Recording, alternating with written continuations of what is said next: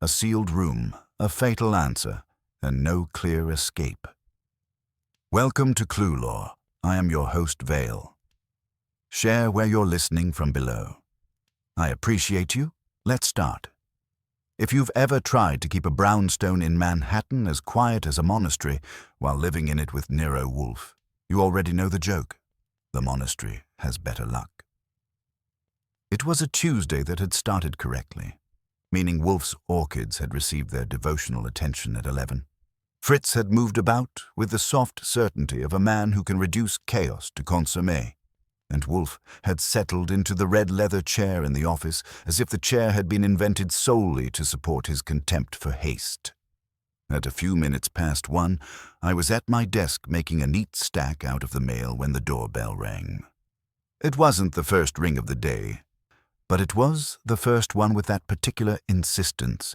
2 quick jabs, a pause, then another as if the finger belonged to a person who had learned that manners were useful only in rooms where you expected sympathy. I went through the hall, opened the front door, and found a woman on the stoop who looked like she had dressed for a meeting with a banker, and then remembered halfway through that she was meeting a jury instead. Gray suit, not cheap. Hat, correct. Gloves, white and tight. Her mouth, drawn. She gave me a look that tried to be a command. Mr. Goodwin, that's what the papers say. I'm here to see Mr. Wolfe. Then you're early for tomorrow, I told her, because that's the most efficient way to find out whether someone is serious. We're booked solid today. Thursday at... This is urgent. She said it the way people say fire when they haven't yet decided whether to scream. I could have bounced her. Wolfe likes his schedule the way he likes his beer, arranged. But there was something else. Her eyes kept flicking past me, not into the house generally, but down the hall as if she had already been there. That's not a good sign. "What's your name?" I asked. "Lena Bracken." She didn't offer a hand. She clutched her handbag like it contained a live animal. "Any relation to—" "No." Her answer was too quick. "May I come in?" I stepped aside. "You may come into the front room and await the ruling." She moved inside with a crispness that looked practiced, and I shut the door behind her. In the front room she stood, refusing the chair, scanning the place with that same too specific attention. When her gaze hit the umbrella stand, her throat bobbed once.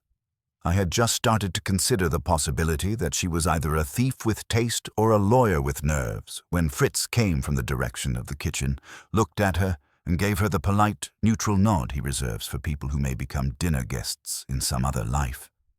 "Guten Tag," Fritz said. "Coffee?" "No." Lena Bracken's voice cracked on the word. She recovered. "No, thank you." Fritz's eyes slid to me, an inquiry so discreet it could have been mistaken for a blink. I gave him a small shake of the head. Fritz retreated, no doubt to inform Wolfe with the proper mixture of understatement and gravity. "There is a woman in your house who is not sitting down and is therefore dangerous." I led her through to the office. Wolfe was already there, of course. Behind his desk, his bulk composed like a monument to the idea of staying put. The curtains were adjusted to his preference. The room air had the faint, civilized tang of cigar smoke, and on Wolfe's face sat his standard expression for intrusions, the look of a man who has been forced to notice the world. He didn't rise. He never rises. If the building caught fire, Wolfe would probably negotiate with the flames from the chair. "Mr. Wolfe," I said. "Miss Lena Bracken, urgent." Wolfe's eyes, small, dark and sharp, made a brief study of her. "Good afternoon, madam. Mr. Goodwin informs me you are urgent. It is an adjective, not an argument." "Sit."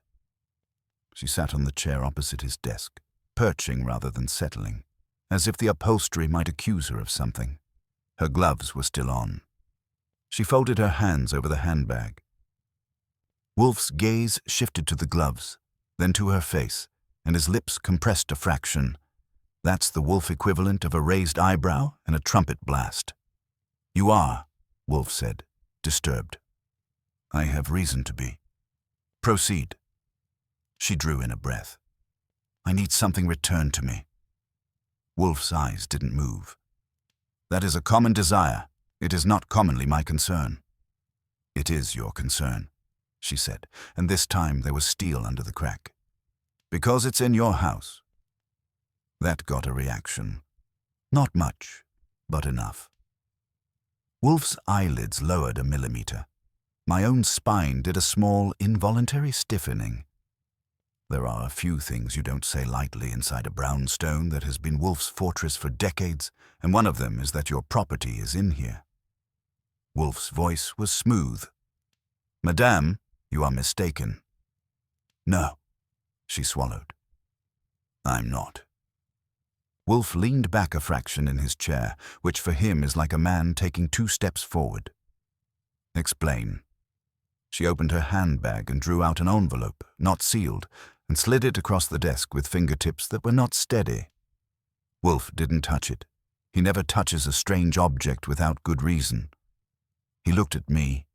I picked it up, checked it for lumps or surprises. No need to give Kramer a reason to complain about the condition of my fingers, and pulled out a single sheet of paper. It was typed. No letterhead, just a block of text, and, at the bottom, a signature. Lena Bracken. I read aloud. On the evening of March 14th, at approximately 9:20 p.m., I entered the premises at 918 West 35th Street without the knowledge of the occupant. I did so with the intention of retrieving a document. I did not retrieve it. I did, however, remove a key from a box on a shelf, and, later, I returned it to the box. I now believe I was seen. I looked up. This is a confession. It's a statement, she said quickly. It's true, but it's not the whole truth.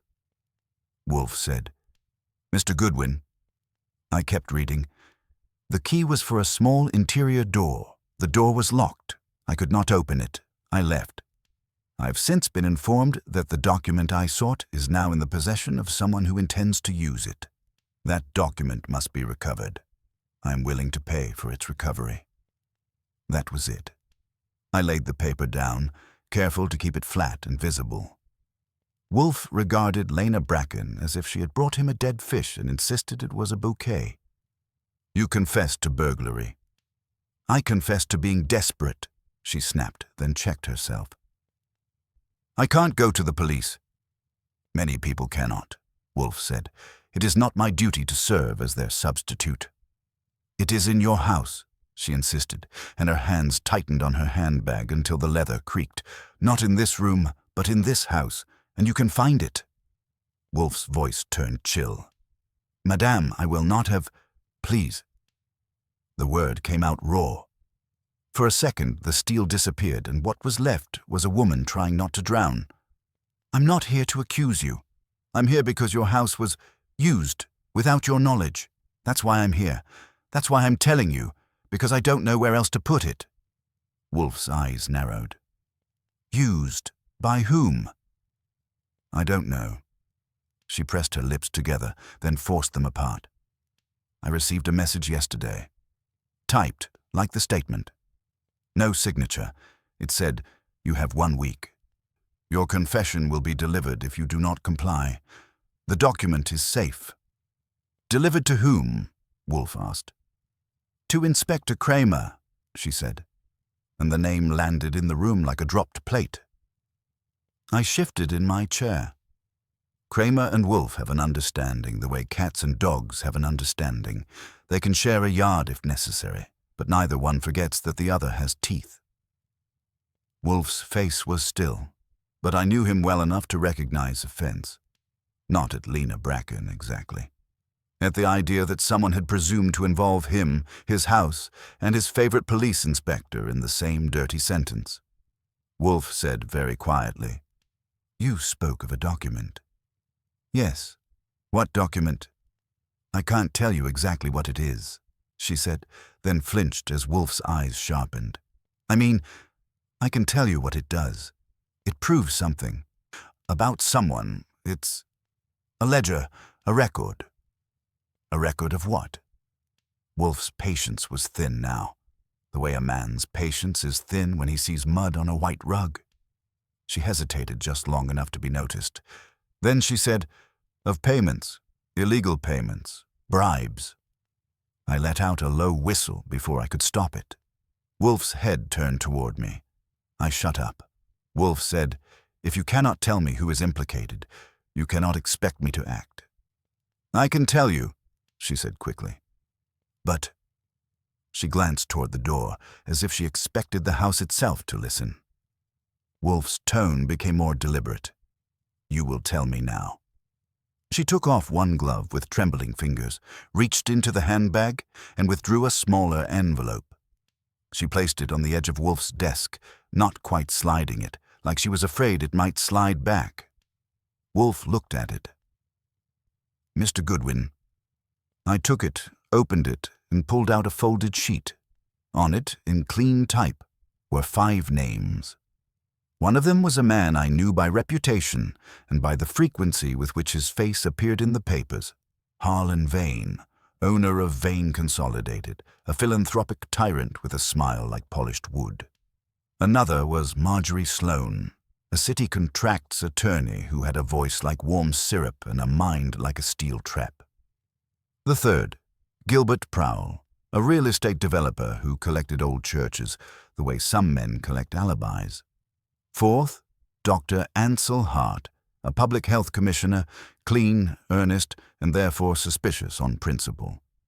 Fifth, Calvin Rusk, a private security consultant with a military haircut and a habit of showing up in places he wasn't invited. I looked up at Lena Bracken. "Nice little party." "It isn't a party," she said. "It's a machine, and I'm caught in it." Wolfe's gaze stayed on her. "Your connection to these people?" She lifted her chin. "I was Harlan Vane's executive assistant for 6 years. I saw things, I filed things, I typed things, I kept my mouth shut." "And then," Wolfe said, "you did not." "I tried to leave," she whispered. "And he didn't like it." There it was. The personal stake, the little human hook that drags a whole case across Wolfe's threshold. I watched Wolfe's face for the telltale sign that he was interested. Wolfe doesn't display interest the way a normal man does. He displays it by becoming even more still. He said, "This ledger, where was it?" "In Vane's office, in a locked interior room. A file room inside his suite." She rubbed her bare hand against the glove still on the other one. "He called it his vault. The door's steel. There's a key. There's also a code, but only he knows it. I never got the code. I only got the key once. Briefly. That's what the statement is about. I went back after hours. I thought I could open it with the key. I couldn't. The door has a second lock. I left." Wolfe's eyes flicked to the confession again. "And now you assert this ledger is in my house?" "Yes." Her voice was steadier now, as if saying it out loud made it real enough to fight. "Because the message said, 'Your confession will be delivered if you do not comply.' And it included details. Things I've never told anyone. Things that could only be known by someone who has been near me. Or near the statement I typed." "Typed where?" Wolfe asked. "In my apartment." She swallowed. "After I got the first message, I panicked. I typed the statement because I thought if I had it ready, I could—" She stopped, then forced it through. "I could bargain. I could protect myself. I locked it in my desk. The next day it was gone. That," I said, "is a useful detail." "I know." She looked at me like she could have slapped herself for not saying it earlier. "My apartment hasn't been broken into. The door wasn't forced. Nothing else was taken. Only that." Wolfe's voice was as calm as Fritz carving a roast. "Why do you come to me rather than to the man you fear?" "Because I can't go back to him," she said, "and because whoever has the statement and the ledger, whoever is doing this, is using you. Your name scares people. Your house is known. They're using it as a shield. They think you won't involve the police until it's too late." Wolfe's eyes were cold. They think incorrectly. He sat motionless, but something shifted in the room. It wasn't dramatic, no thunder, no sudden music. But I've been in that office long enough to feel when Wolfe's mind clicks into gear. It's like hearing the soft, precise sound of a lock turning. Wolfe said, "Mr. Goodwin, ask Miss Bracken what she has not told us." "Okay." I turned to her. "Miss Bracken, what haven't you told us?" She stared at her hands. When she spoke, her voice was barely above the carpet. "The ledger isn't only a list of bribes." Wolfe waited. She continued, "It includes something else. A sealed room, a private arrangement, a place where certain meetings happened. And if that comes out, it ruins more than careers." "A locked room," I said, and I couldn't help it. The phrase hung there, ridiculous and heavy at the same time. Wolfe's eyes returned to her face. "You believe this ledger is now concealed within my brownstone. What evidence have you?" Her lips trembled. "Because this morning, when I left my building, I found this in my mailbox." She reached into her handbag again and produced a small object, an old-fashioned brass key taped to a card. The card bore a single typed sentence. "For a door you cannot open alone." I took it and held it up. It was not our front door key, not the office, not the cellar. It was smaller, older, a key for an interior lock. Exactly the kind of thing you might keep in a little box on a shelf. I looked at Wolfe. Wolfe's gaze fixed on the key, and for the first time since Lena Bracken walked in. He looked not merely offended, but personally engaged. "The sanctity of this house," he said softly, "is not negotiable." Lena Bracken exhaled like she had been holding her breath since March 14th.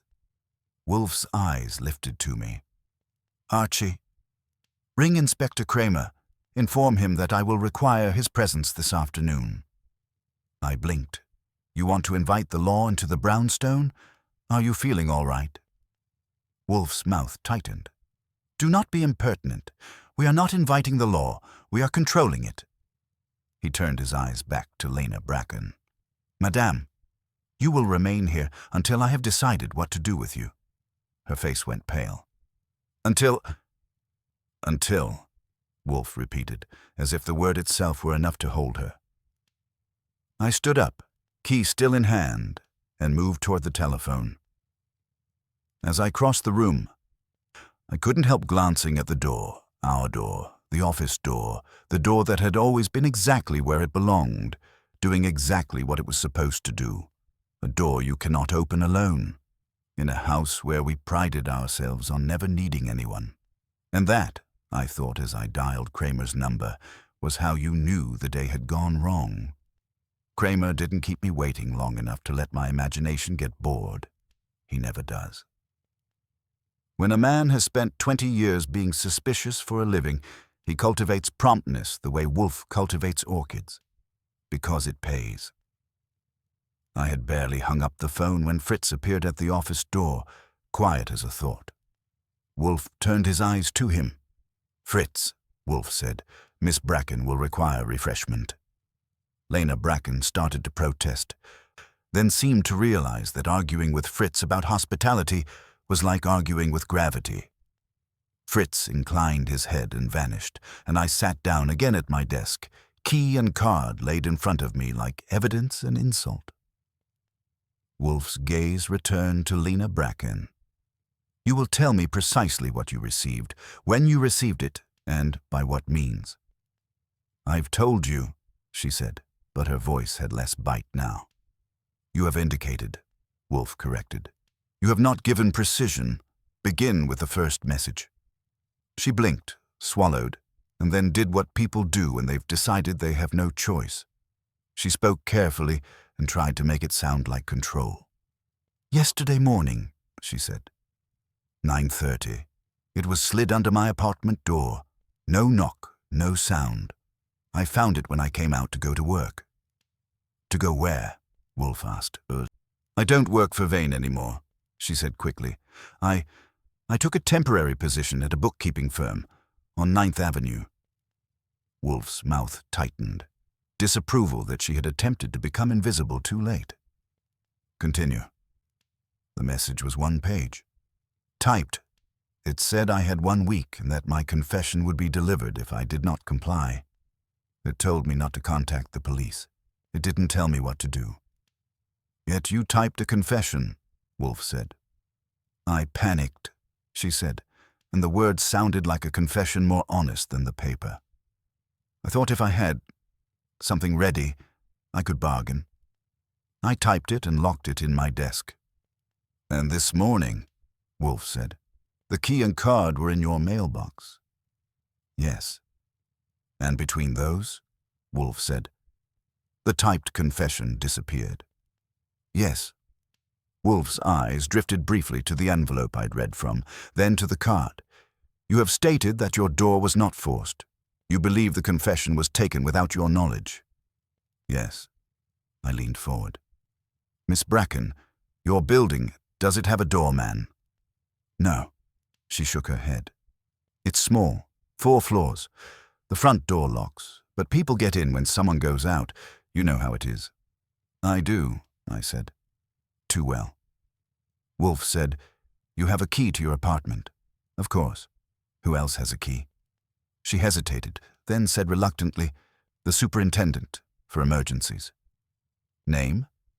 Ralph Durney. Wolfe's eyes flicked to me. That was my cue to remember it. He said, what do you suppose this key is for?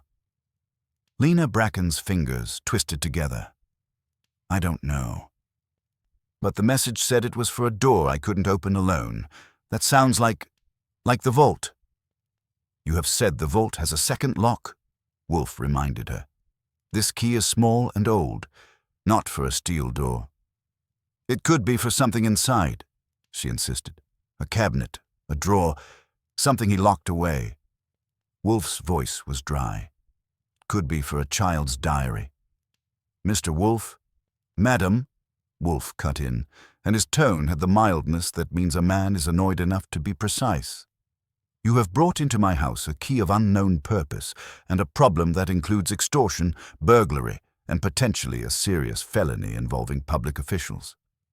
You propose that I, who am not a locksmith, will somehow divine where an object is hidden within this brownstone merely because you fear it may be.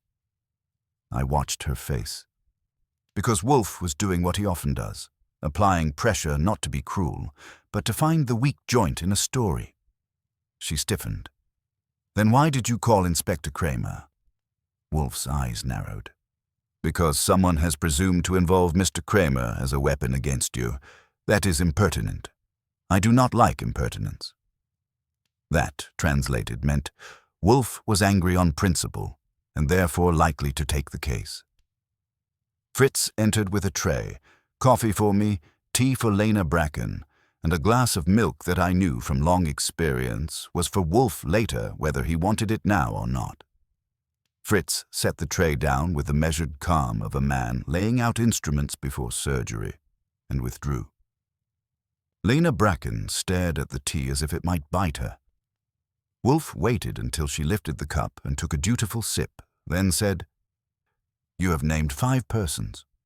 Yes. You believe all 5 are implicated? I believe they're connected, she said. I saw them in his office, meetings, private lunches, calls he didn't want on the record. She looked up and there was heat there now, anger that had finally found a target. He used me to buffer him, to keep things clean, to keep people out, and now? Now you're inconvenient, Wolfe said, and there was no sympathy in it, only accuracy. She flinched as if he had struck her with the truth.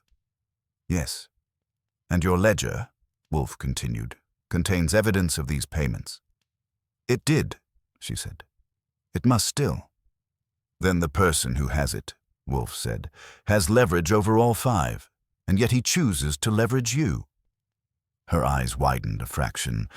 She didn't like where that pointed. I said, meaning you're the easiest handle on the suitcase.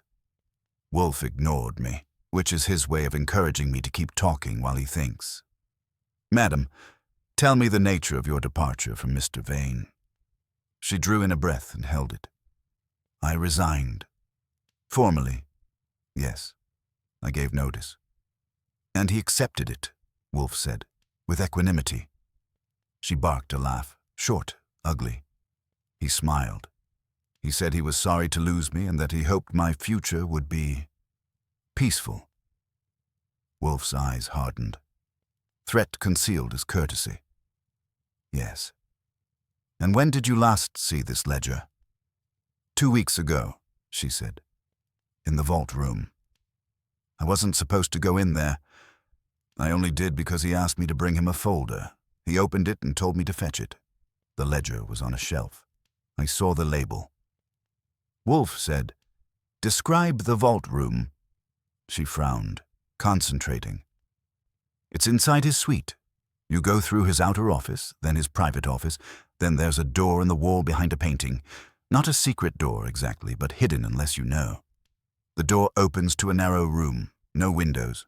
Shelves, a safe, cabinets. The ledger was in a metal box. And you sought to retrieve it March 14th, Wolfe said. Yes. Because you intended to use it. To protect myself, she whispered. Wolfe sat back, and for a moment his face went blank in the particular way that means the gears are turning. Then he said, "Archie, the key." I picked it up. Wolfe said, "Bring it." I crossed to his desk and held it out. Wolfe didn't take it. He studied it, leaning his head a fraction forward. I watched his eyes. He was memorizing details. The cut, the wear on the teeth, the slight burr near the tip. "It is old," he murmured. "And not one of ours," I said, "unless Fritz has been hiding a speakeasy in the pantry." Wolfe ignored that too. "The card. Read it again." I picked up the card. "For a door you cannot open alone." Wolfe said, "There is strategy here. The writer assumes you cannot open a door without assistance. Therefore, you must involve another." Lena Bracken's voice was tight. "That's why I'm here." "It is why you were guided here," Wolfe corrected. "Not merely why you chose to come." My stomach gave a small, unpleasant dip, because I could see the outline of the thing forming in Wolfe's mind. Someone wanted Wolfe involved, and not because they admired his collection of houseplants. The doorbell rang again. This time, the ring had no impatience. It had authority. One long press, as if the finger belonged to a man who owned a badge and liked to remind doors of it. I stood. "Kramer." Wolfe's eyes flicked to me. "Bring him here." I went out, opened the front door, and there he was. Inspector Kramer in his overcoat, hat brim low, eyes already irritated as if the weather had personally offended him. Behind him, Sergeant Pearlie Stebbins hovered with his usual look of earnest disapproval of existence. Kramer pushed in without waiting for an invitation. "Goodwin, where is he?" "In the office," I said. "Try not to track snow on the rug. Wolfe will build the city." Kramer grunted and strode in, Stebbins following. As we reached the office door, Kramer didn't slow. He barged in like a man entering his own precinct. His eyes hit Lena Bracken, and his expression shifted, just a notch. Surprise, then calculation. Wolfe regarded him from the chair like a king regarding a tax collector. "Good afternoon, Inspector," Wolfe said. Kramer took his hat off with a jerk. "Wolfe, what the hell is this?" Wolfe's voice was mild. "It is, Inspector, an impertinence perpetrated within my house. I've called you because your name has been used as a cudgel." Kramer's eyes narrowed. "Used how?"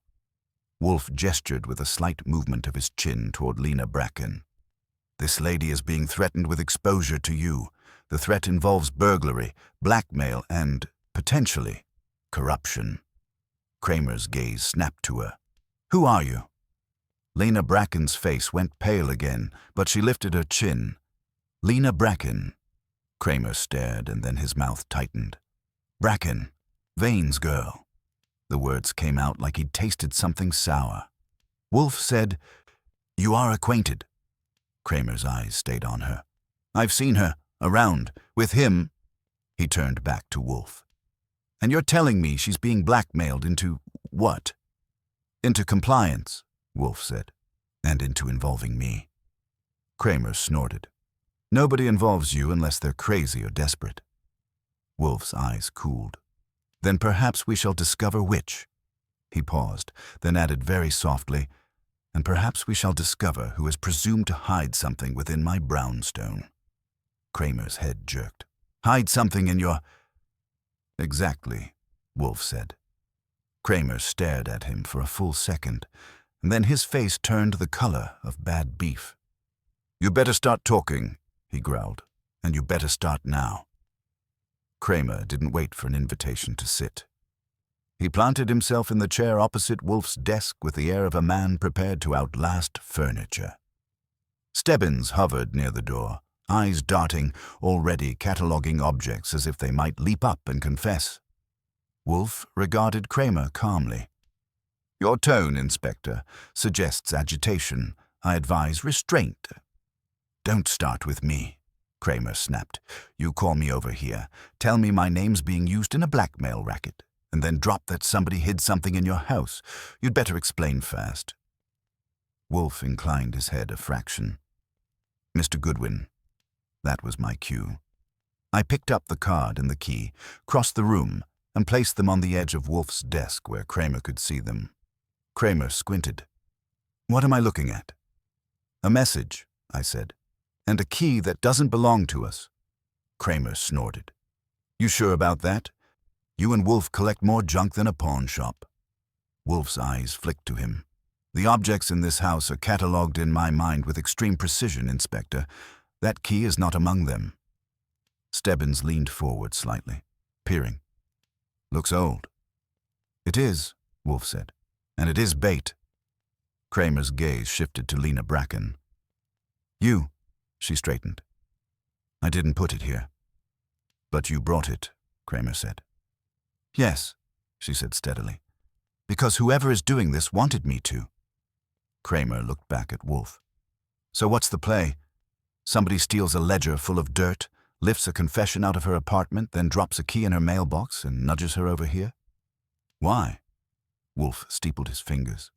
Because the person in question desires two things: leverage and insulation. Leverage over the 5 individuals named, and insulation from direct exposure. Kramer grunted, meaning they want you between them and the cops. Precisely, Wolfe said. They presume, incorrectly, that my distaste for officialdom will delay your involvement. Kramer's mouth twisted. You called me the same day. Yes, Wolfe said. That is one of their miscalculations. Kramer leaned back, folding his arms. Let's talk about what's supposedly hidden in this house. Wolfe's voice cooled. There is no supposition. Either an object has been concealed here, or the threat is a bluff designed to force my cooperation. And if it's here, Kramer asked, then someone has violated the sanctity of my home, Wolfe said quietly, which is intolerable. I watched Kramer's face. He knew Wolfe well enough to recognize that tone. It wasn't bluster, it was intent. Kramer said, You want me to tear the place apart? No, Wolfe said sharply. Absolutely not. Stebbins blinked. Sir. Wolfe fixed him with a look that could have stripped paint. No uniformed search. No indiscriminate intrusion. If something has been hidden here, it was done with deliberation. We will not reward that deliberation with chaos. Kramer scratched his jaw. Then what do you want? I want, Wolfe said, time. Kramer laughed without humor. You've got about as much time as a lit match. On the contrary, Wolfe said, the extortionist has granted Miss Bracken 1 week. That is our margin. Kramer leaned forward again. And you expect me to sit on my hands while you, what, think? Yes, Wolfe said serenely. You will refrain from overt action unless I advise otherwise. Kramer's eyes bulged. You've got nerve. Wolfe shrugged slightly. It is congenital. There was a silence, thick enough to chew. Lena Bracken watched Kramer like a condemned woman watching a judge. Finally, Kramer said, "All right, suppose I play along. Where do we start?" Wolfe's eyes shifted to me. "With Mr. Goodwin, he will begin by retracing Miss Bracken's recent movements." Kramer scowled. "You're letting him run around instead of my men." "Yes," Wolfe said. "Your men are visible. Mr. Goodwin is not." I grinned. "I try," Wolfe continued. "Archie, you will first visit Miss Bracken's apartment, speak to the superintendent, determine how the confession could have been removed without force." Kramer nodded reluctantly. "That I like." "Quiet."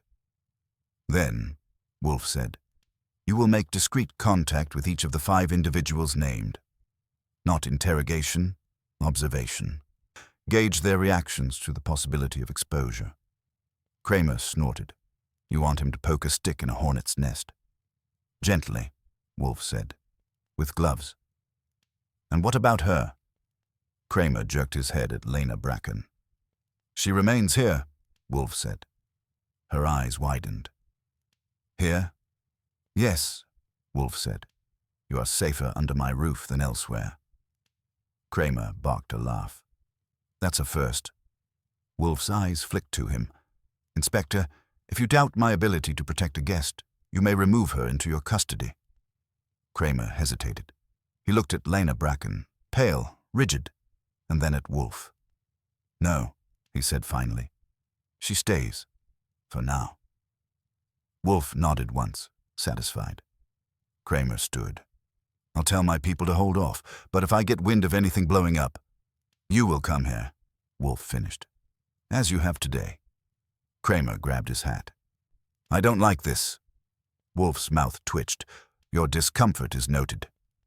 Kramer headed for the door, Stebbins trailing after him like a conscientious shadow. At the threshold, Kramer paused and looked back. "Wolfe," he said, "if you're wrong, if there's nothing hidden here, then," Wolfe said, "we shall proceed on the assumption that the threat itself is the weapon." Kramer shook his head. "You're a pain in the neck." "Yes," Wolfe said pleasantly. The door closed behind them and the house settled into a quiet that felt provisional, like a held breath. Lena Bracken sank back in her chair. "You're really keeping me here?" "Yes," Wolfe said. "You will occupy the south guest room. Fritz will see to your needs." "I feel like a prisoner." Wolfe regarded her. "You are not. Prisoners are confined for what they have done. You are confined for what someone else intends." She swallowed and nodded. Wolfe turned to me. "Archie, you will go now." I stood, pocketing my notebook. "Anything else?" "Yes," Wolfe said. "Attend carefully to doors." I raised an eyebrow. "Doors?" "Keys imply locks," Wolfe said. "Locks imply intention. If an object has been hidden here, it will be associated with a barrier, physical or psychological." I grinned. "I'll keep my eyes open."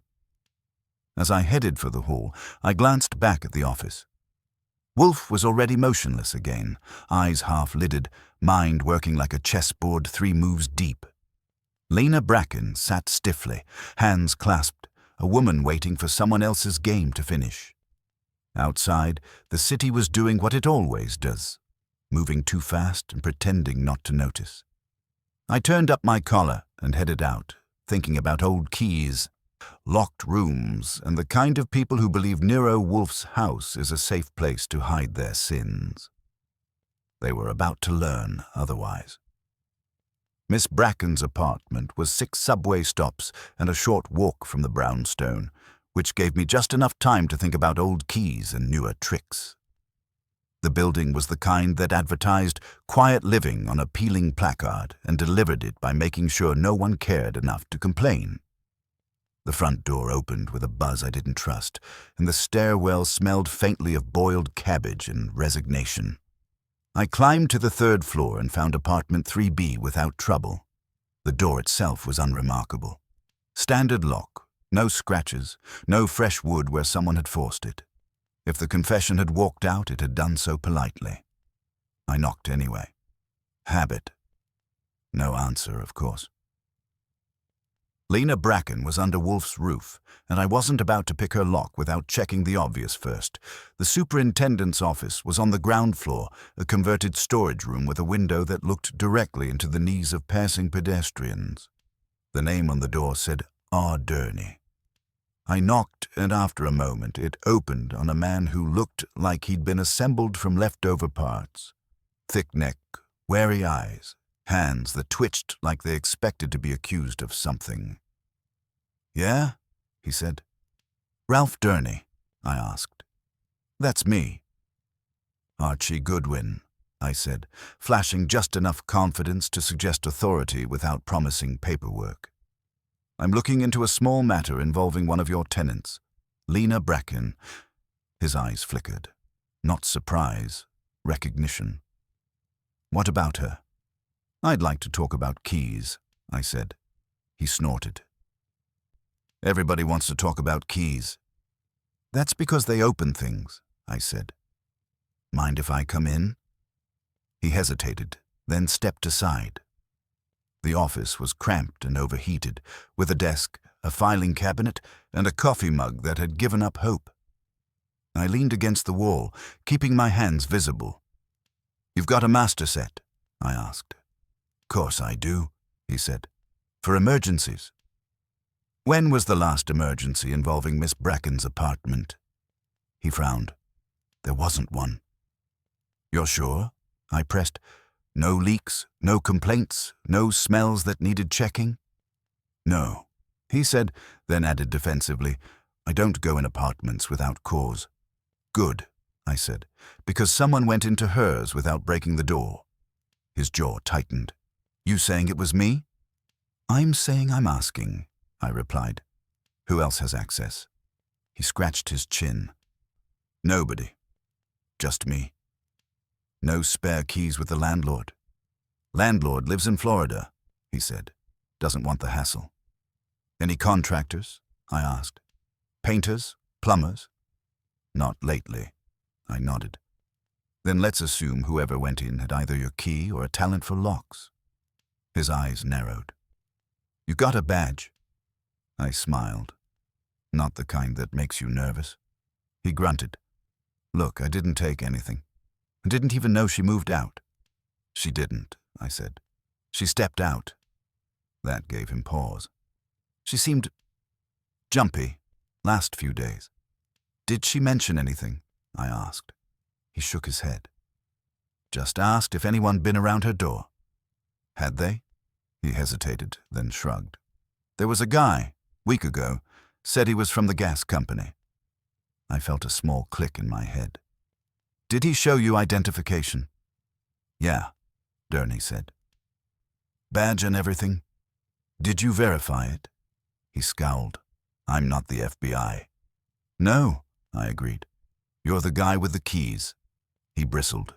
"You accusing me again?" "No," I said. "I'm accusing someone who knew how buildings work." I thanked him and left before he could decide whether to get angry or helpful. Back upstairs, I took a closer look at Miss Bracken's door.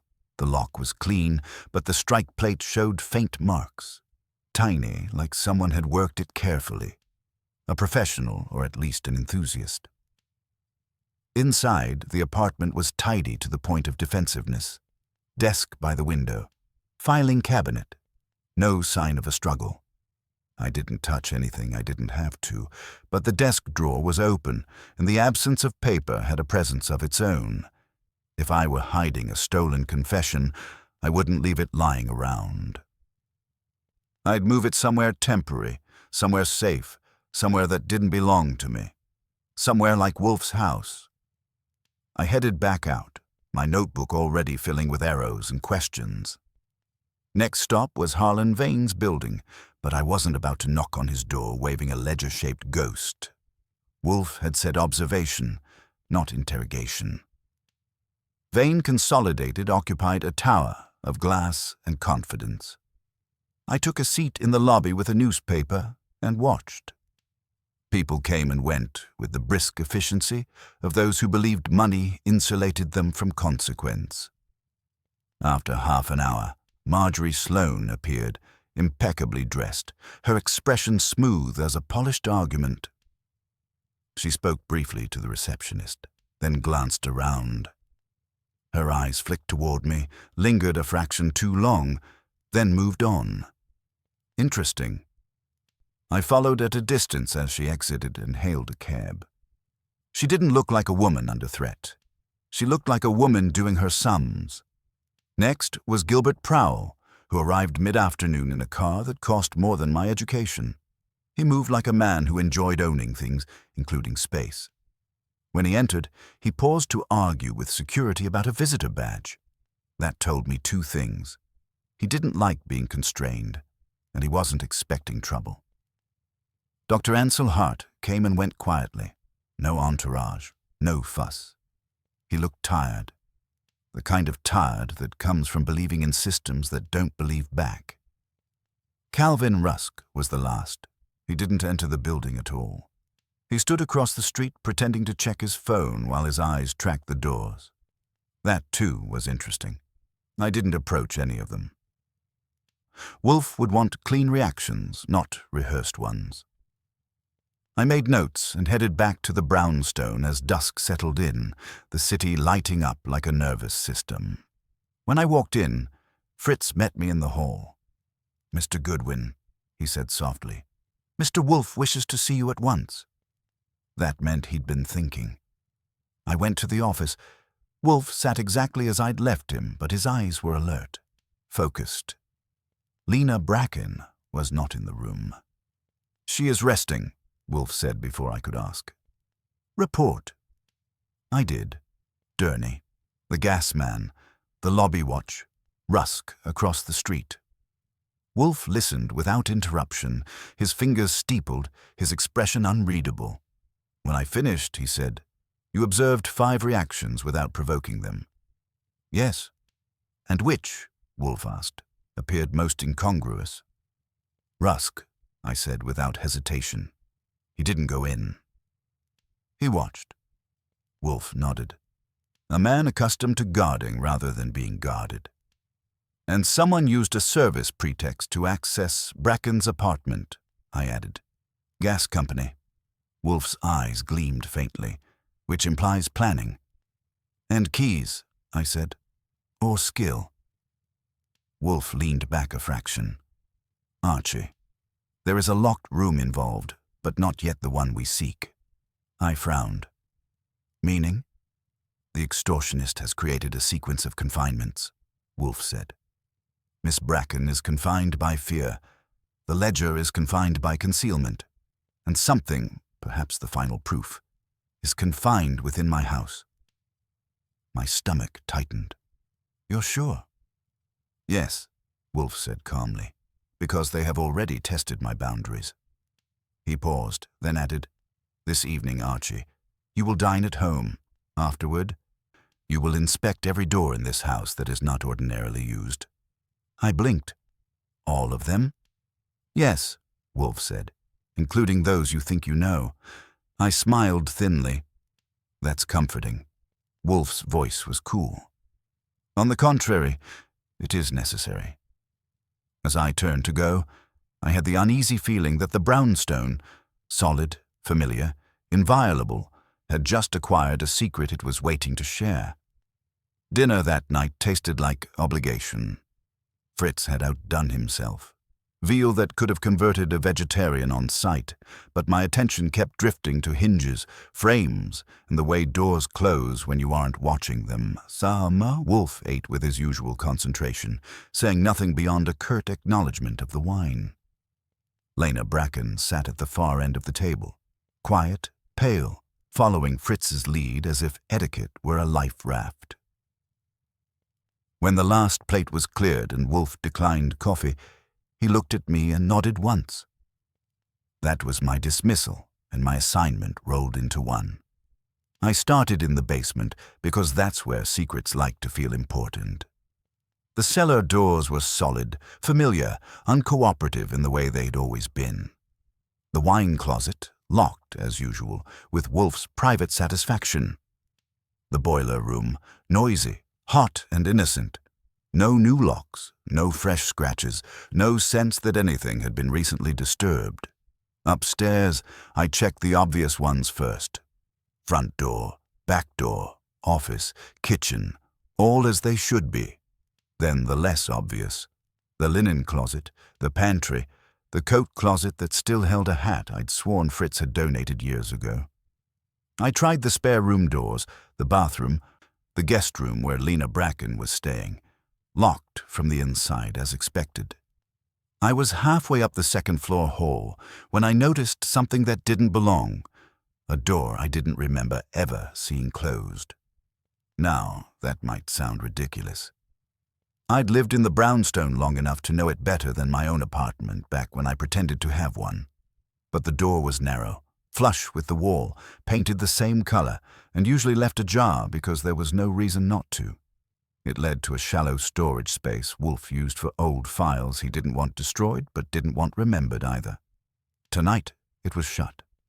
I tried the knob. Locked. That stopped me cold. I stood there for a second, listening to the house breathe.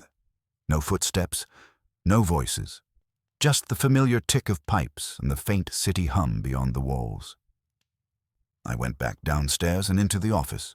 Wolfe was alone, his eyes on me before I spoke.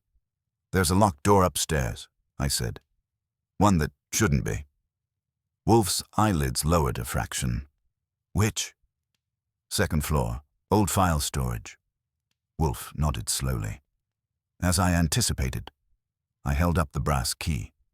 "Care to bet?" Wolfe did not smile. "Proceed." We went upstairs together, Wolfe moving with deliberate care as if each step were an inconvenience he was willing to endure once. I inserted the key. It fit smoothly, too smoothly, like it had been used recently and often. The lock turned. I opened the door. The room was small, no bigger than a walk-in closet, lined with shelves. Nothing appeared disturbed at first glance. Old folders, tied with string, boxes labeled in Wolfe's precise hand. Dust, but not too much. Then I saw it. A metal document box, dull gray, sitting on the floor beneath the lowest shelf. It didn't belong there. Wolfe stored everything off the floor, always. I crouched and examined it without touching. No label, no lock, just a simple clasp. Wolfe stood in the doorway, his bulk filling it completely. "Do not open it." "I wasn't planning to," I said, "but I'd like to shake the hand of the guy who put it here." Wolfe's voice was cold. "You may have that opportunity." We closed the door and relocked it.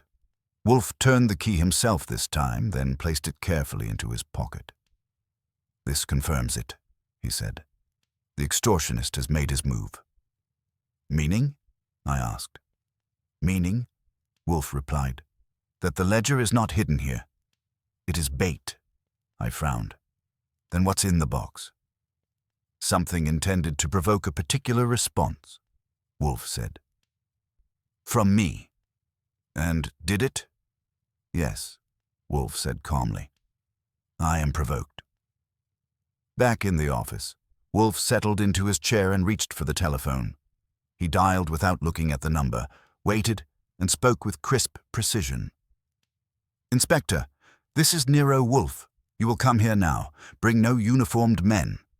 He hung up and turned to me. "Archie, summon Miss Bracken." She arrived moments later, eyes darting from Wolfe to me, sensing the shift in air. "There is an object in this house," Wolfe said, "that was not here yesterday." Her face drained of color. "The ledger?" "No," Wolfe said. "A decoy." She gripped the chair. "Then where is it?" Wolfe regarded her steadily. "In motion." She stared. "What does that mean?" "It means," Wolfe said, "that the ledger is being actively used, not hidden." I felt the pieces start to align, and didn't like the picture forming. "Rusk," I said. "Security consultant, watching instead of entering." Yes, Wolfe said. A man who understands pressure points. And the gas company trick, I added. Access without noise. Wolfe nodded. The extortionist has resources, patience, and professional habits. The doorbell rang again. I opened it to find Calvin Rusk standing on the stoop, hands visible, expression neutral to the point of insult. He wore a dark coat and carried nothing but confidence. "Mr. Goodwin," he said, "I believe Mr. Wolfe is expecting me." I looked at him. "Were you invited?" "No," he said, "but the moment has arrived." I stepped aside. Rusk entered the office without hesitation, eyes sweeping the room, landing briefly on Lena Bracken. She stiffened. Wolfe did not rise. "Mr. Rusk," he said mildly. "You're early." Rusk smiled thinly. "I prefer initiative." "And I," Wolfe said, "prefer honesty. You will sit." Rusk sat. "Mr. Rusk," Wolfe continued, "you have been observed surveilling the premises of Harlan Vane today." Rusk did not deny it. Professional curiosity. "You have also," Wolfe said, "facilitated unauthorized entry into Miss Bracken's apartment." Rusk's smile faded a notch. "You can't prove that." "No," Wolfe agreed, "but I can infer it." Rusk leaned back. "Then let's infer together. You found the box." "Yes," Wolfe said. "And you haven't opened it," Rusk said. "Good. It's not for you." Lena Bracken's voice shook. "What do you want?" Rusk turned to her. "Closure." Wolfe's eyes hardened. "You will speak plainly." Rusk sighed. "The ledger is already copying itself." "Insurance." "By the time anyone stops me." "It won't matter." "Except," Wolfe said quietly, "that you require my cooperation." Rusk's eyes flicked to him. "I require your silence." Wolfe smiled then, thin and cold. "You have misunderstood me, Mr. Rusk. I do not bargain under threat. I dismantle it." The doorbell rang again. This time, when I opened it, Inspector Kramer stood there, jaw set, eyes sharp. "Showtime," I muttered. As he entered, Wolfe's voice filled the room, calm and absolute. "Gentlemen," he said, "we are now assembled. Let us proceed to the inevitable." Kramer came into the office like a man walking into an ambush he had paid for. His eyes took in Rusk first, fast, experienced, then Lena Bracken, then me, then Wolfe. When he saw the expression on Wolfe's face, he knew he wasn't just late. He was behind. "What's this?" Kramer demanded, jerking his head at Rusk. Rusk didn't rise. He didn't even look uneasy. He looked like a man who had already decided how the room would end and was merely waiting for the furniture to agree. Wolfe's voice was mild. "Inspector, this is Mr. Calvin Rusk. Mr. Rusk has elected to present himself at my home with an ultimatum." Kramer's mouth tightened. "Rusk, I know you." "Likewise," Rusk said. He nodded politely, the way you nod to someone you've watched across a courtroom. Kramer's eyes narrowed. "You're the security boy Vane trots out when he wants to scare somebody without getting his hands dirty." Rusk's smile was restrained. "I consult." Wolfe said, "Inspector, you will sit." Kramer stared at him, then dragged a chair a little farther back than Wolfe would like and sat anyway, because there was a quality in Wolfe's tone that made arguing feel like stepping into wet cement. Wolfe turned to Rusk. "You stated a moment ago that the box is not for me. That suggests you placed it." Rusk shrugged. "Placed, arranged, delivered." "Words." Wolfe's eyes cooled. "Then we shall be precise. You caused the locked door on my second floor to be locked, and you caused a metal box to be placed inside, correct?" Rusk's gaze held. "Yes." Kramer leaned forward. "You broke into this house?" Rusk's expression didn't change. "I entered, and that's all. If the inspector wishes to call it breaking, he's welcome." Kramer started to rise, then stopped because Wolfe lifted one hand, barely, and somehow it carried more command than Kramer's badge. Wolfe said, "Inspector, please, I will not have shouting in my office." Kramer glared, but stayed seated. Stebbins, who had followed Kramer in and now hovered near the door, looked like he wanted to write "no shouting" in a notebook as an official order. Wolfe returned to Rusk. "Your purpose?" Rusk's eyes flicked to Lena Bracken. "To conclude a matter." Lena's voice trembled. "By ruining me." Rusk regarded her without warmth. "By preventing you from ruining others." Wolfe's eyelids lowered. "Ah, so you are not a mere mercenary. You have a moral posture." Rusk's mouth tightened. "Call it what you want." Wolfe nodded slightly. "Very well. You have stolen a ledger from Mr. Vane's vault." Rusk did not deny it. Wolfe continued, "You have also taken Miss Bracken's typed confession from her apartment. You have threatened to deliver it to Inspector Kramer. You have provided her with a key and a message designed to compel her to enlist my aid." Rusk's expression stayed neutral, and she did. "Indeed," Wolfe said. "Now we approach the interesting part. Why involve me at all?" Rusk leaned back. "Because you're a machine for truth. You find things." Wolfe's eyes sharpened. "Flattery is wasted." Rusk's gaze held steady. "Not flattery, calculation.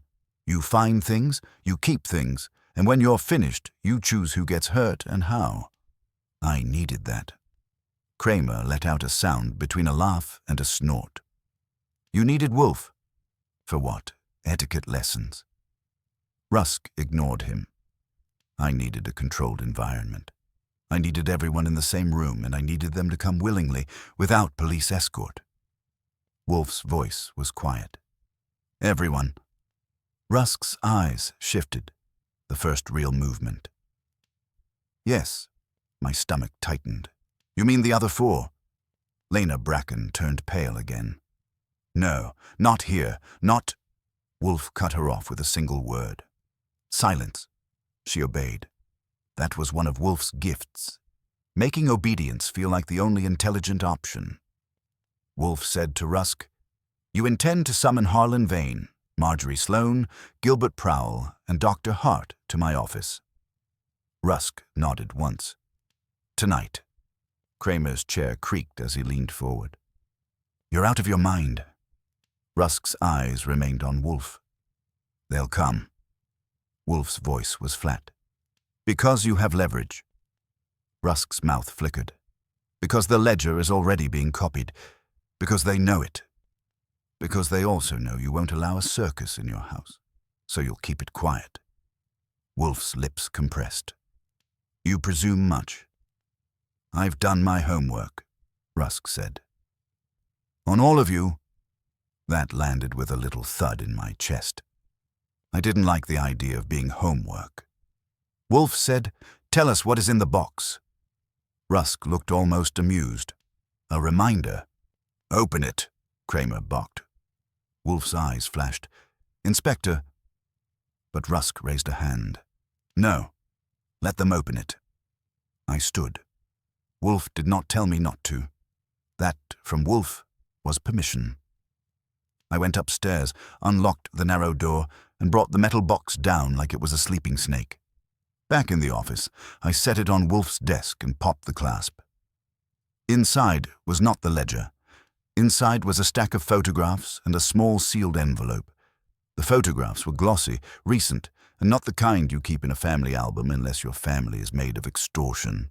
One showed Harlan Vane in his private office with Marjorie Sloane, their heads close, faces intent. Another showed Gilbert Prowell handing something, an envelope thick, to Dr. Hart outside a restaurant. Another showed Rusk himself, half in shadow, entering Lena Bracken's building. And there, in 2 shots that made my throat go tight, was a photo of the brownstone's side entrance, our side entrance, taken from across the street, with a figure in a cap slipping inside. Kramer's face darkened as he stared. "That's your place." "I'm aware," Wolfe said softly. Lena Bracken whispered, "He watched me. Watched all of us. Rusk's voice was even. I documented. Documentation is protection. Wolfe lifted the sealed envelope with 2 fingers, as if it were contaminated. And this, Rusk said. Open it. Wolfe looked at me. I opened it. Inside was a single page, typed, of course, with a list of times and dates, meetings, locations, names. It was not the ledger, but it was enough to make any public man sweat. At the bottom was 1 line. If any of them attempts to involve the police before the meeting at Wolfe's, the confession will be delivered and the ledger will go to the press. Kramer slammed a palm on the desk. That's blackmail. Yes, Rusk said. Cleanly stated. Wolfe's voice was calm, but it had weight now. Mr. Rusk, you have placed yourself in a position of apparent dominance. Yet you have come here alone, and you have revealed your hand. That is not the behavior of a man confident in his endgame. Rusk's eyes narrowed slightly. I'm confident enough. Wolfe nodded. Then answer a simple question. Why threaten Miss Bracken at all? If your objective is to control those 4, her confession is incidental. Lena Bracken flinched. Rusk didn't answer immediately. Wolfe continued, his voice gentle in the way a scalpel is gentle. You needed her as a conduit, the key, the message, the lure, but not merely to bring the matter to my attention, to bring her into my house. Rusk's jaw tightened. Kramer's eyes sharpened. What the hell does that mean? Wolfe's gaze stayed on Rusk. It means that Miss Bracken is not only a witness. She is a component. Lena Bracken's teacup rattled softly as her hand shook. A component of what? Wolfe's voice dropped, and the room felt smaller. Of your locked room, Mr. Rusk. Rusk's smile returned, thin, controlled. You're smart, Wolfe. That's why you're here. Wolfe's expression did not change. No, sir. I'm here because you came to me. The distinction will prove fatal. To your plan, not to you. Kramer growled. Wolfe, stop fencing and tell me what's going on. Wolfe spoke without looking at him. Inspector, Mr. Rusk does not intend to negotiate. He intends to stage a resolution in this office that binds all parties, by shame, by fear, and by mutual exposure. Rusk said, Call it justice. Wolfe's eyes flashed cold. Justice does not require burglary and extortion. Rusk leaned forward, the first time he had shown anything like urgency. What you call extortion, I call containment. Those people ruin lives with signatures. They'll ruin hers if she breathes wrong. I'm putting a lid on it. Wolfe regarded him. By threatening her with prison. Rusk's gaze flicked to Lena, then away. By forcing her to choose silence. Wolfe nodded once, as if confirming a calculation. There, that is the motive. Not money, not power. Control, disguised as protection. I felt the air shift again, the way it had when Wolfe first decided the case mattered. He was no longer merely provoked by intrusion. He had found the moral fulcrum, and Wolfe loves nothing more than a fulcrum. Wolfe said, Inspector Kramer, you will telephone your office and ensure that no communication regarding Miss Bracken or Mr. Vane is released to the press tonight. Kramer stared. You're ordering me now? I am advising you, Wolfe said. If you refuse, you will lose what little advantage you possess. Kramer hesitated. Then, because he hated being cornered and hated losing more, he stood and went to the phone by the wall. While Kramer spoke in a low growl, Wolfe kept his eyes on Rusk. You will now, Wolfe said. Tell me the location of the ledger. Rusk's smile was back to neutral. No, Wolfe nodded, as if that too had been expected. Then you will remain here. Rusk chuckled. You can't hold me. Wolfe's gaze slid briefly toward the doorway where Stebbins stood. Stebbins straightened instinctively, like a dog hearing its name. Wolfe said softly, Archie. I moved to the door and stood in front of it. Casual. I didn't touch Rusk. I didn't have to. The point was to make him understand the room belonged to Wolfe. Rusk's eyes tracked me. then returned to Wolfe. "You think you can keep me here until your guests arrive?" Wolfe's voice was serene. "Not your guests. Mine." Kramer finished his call and turned, scowling. "All right. Nobody leaks anything. Now what?" Wolfe said, "Now we arrange the gathering." Lena Bracken's eyes widened. "You're going to let them come here?" Wolfe regarded her. "Madam, they're already coming. The question is whether they come on Mr. Rusk's terms or mine." Rusk's expression tightened, just a flicker. Wolfe saw it and allowed himself a small, cold satisfaction. "Mr. Rusk," he said, "telephone Mr. Vane." Rusk stared. "What?" "Telephone him," Wolfe repeated. "Inform him that he will attend my office within the hour, and that if he brings security, I will have him arrested at my door." Rusk's jaw clenched. "You can't." Wolfe's eyes were ice. "I can because Inspector Kramer is present, and because you have already confessed, informally, to burglary and extortion in front of witnesses." Kramer's eyebrows shot up. "He what?" Wolfe did not look at him. "Mr. Rusk, you have placed yourself in a trap of your own making. It remains only to decide how painful your extraction will be." For the first time, Rusk looked uncertain. Wolfe leaned back in his chair, immovable, dominant, and utterly calm. "Make the call." Rusk hesitated exactly 1 second too long. Wolfe saw it, I saw it, and Rusk knew we saw it. He reached into his coat, took out his phone, and made the call with the stiff precision of a man who understands he has crossed the point where improvisation helps. He spoke briefly, quietly. No names, no explanations. Just a time, a place, and a tone that suggested refusal was not an option. When he finished, he made 4 more calls in similar fashion. Each one ended with the same clipped finality. "They'll come," he said. Wolfe nodded. "Of course they will." The next 40 minutes were the longest kind, short, dense, and filled with the sound of thinking. Fritz appeared once to replenish coffee and disappeared again without comment. Lena Bracken sat rigid, hands folded, eyes moving from Wolfe to the door and back again as if escape might materialize between blinks. Kramer paced once, then stopped when Wolfe looked at him. The doorbell rang. I opened it to Harlan Vane. He was taller than I expected, with silver hair and a face that had learned how to smile without revealing teeth. He stepped inside as if he owned the brownstone by extension of owning everything else. Behind him came Marjorie Sloane, composed and cool, eyes sharp. Gilbert Prowl followed, florid and faintly irritated. Dr. Ansel Hart arrived last, pale, jaw tight, eyes avoiding the others. Wolfe did not greet them. He waited until they were all seated, arranged by my gentle but firm guidance into chairs that made it clear who was a guest and who was not. Only then did Wolfe speak. "Good evening," he said. "You are here because Mr. Calvin Rusk has compelled you. You will remain because I insist." Vane's smile flickered.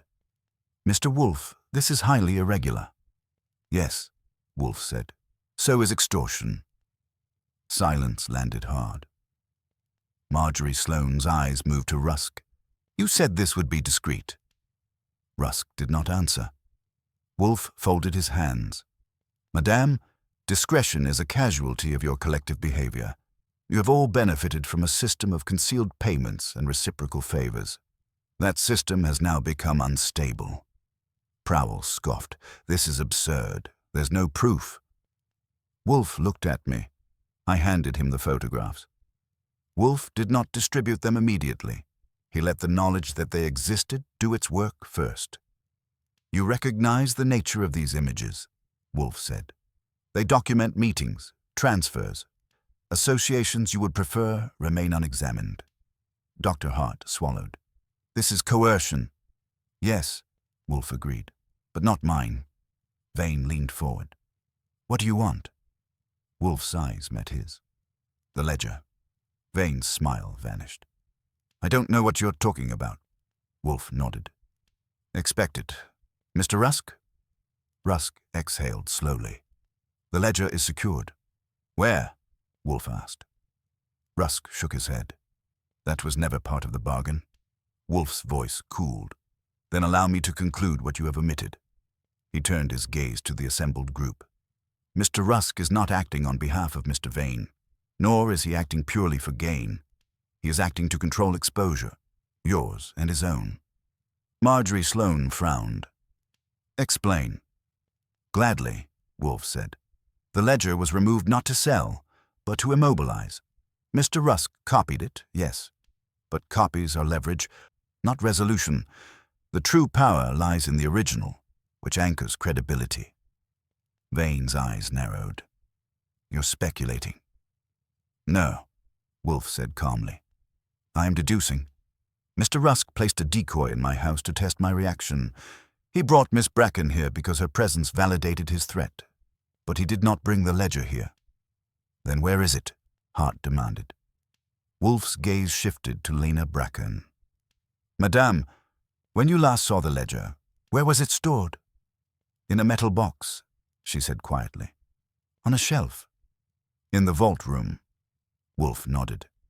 And Mr. Rusk, lacking the vault code, removed the entire container.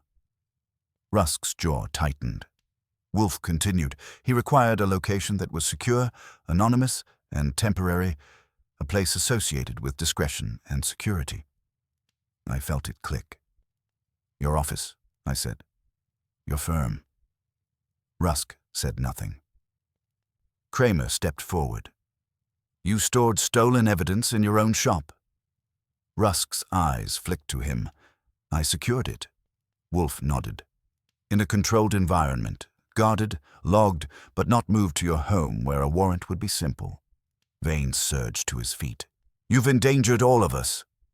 Wolfe's voice cut through the room. Sit down. Vane sat. Wolfe leaned back, fully settled now, like a judge ready to deliver sentence. Mr. Rusk, your error was not strategy. It was arrogance. You believed you could orchestrate justice by force while remaining outside its reach. Rusk's voice was tight. Someone had to stop them. Perhaps, Wolfe said. But not you. Not this way. He turned to Kramer. Inspector, you may now place Mr. Rusk under arrest for burglary, extortion, and possession of stolen property. Rusk started to protest, then stopped. He looked around the room, realized there was no ally left, and closed his mouth. Kramer stepped forward, satisfaction grim. Stebbins moved in smoothly, efficient and quiet. As Rusk was led away, he looked once at Lena Bracken. There was no apology in his eyes, only calculation finally spent. The room exhaled. Vane spoke first, voice brittle. What happens now? Wolfe regarded him. That depends on Inspector Kramer. Kramer folded his arms. The ledger will be recovered. The copies will be seized. Charges will be considered. Marjorie Sloane's lips pressed thin. You're negotiating. Yes, Kramer said bluntly. Because justice isn't served by burning down the city. Wolfe inclined his head. A pragmatic conclusion. Dr. Hart closed his eyes. We trusted the wrong man. Wolfe's voice was cool. No. You trusted a system that rewarded secrecy over integrity. Mr. Rusk merely exploited that. One by one, the guests were escorted out. Carefully, quietly, with the understanding that their futures were no longer entirely their own. When the door finally closed behind the last of them, the brownstone seemed to relax, like a muscle unclenching. Lena Bracken sat very still. Is it over? Wolfe considered. For you, yes. Kramer nodded. Your confession never leaves this house. She exhaled, a sound halfway to a sob. Thank you. Wolfe waved it away. You were used. That does not make you culpable. She stood, steadier now. I don't know what I'll do next. Wolfe regarded her. Live quietly. Avoid powerful men. She almost smiled. After she was shown out and the house returned to its rightful occupants, Wolfe remained in his chair, eyes closed, milk untouched. I broke the silence. "You're going to tell me you knew from the beginning?" Wolfe opened one eye. "Of course." I grinned. "Naturally." Wolfe's voice was reflective now. The locked room was not physical, Archie. It was moral. Each of them was trapped by the belief that exposure was worse than corruption. And Rusk? He mistook control for virtue, Wolfe said. A common error. Fritz appeared with dinner's aftermath, neatly resolved. Wolfe accepted the milk at last. "The appetite," Wolfe said, "is a reliable compass. Those who feed it without restraint eventually consume themselves." I stood, stretching. "That's cheerful." Wolfe closed his eyes again. Truth is seldom cheerful, but it is nourishing. I left him there, the brownstone once more secure, its secrets exposed and its doors exactly where they belonged. And if I checked the locks twice before bed that night, I didn't consider it paranoia, just respect.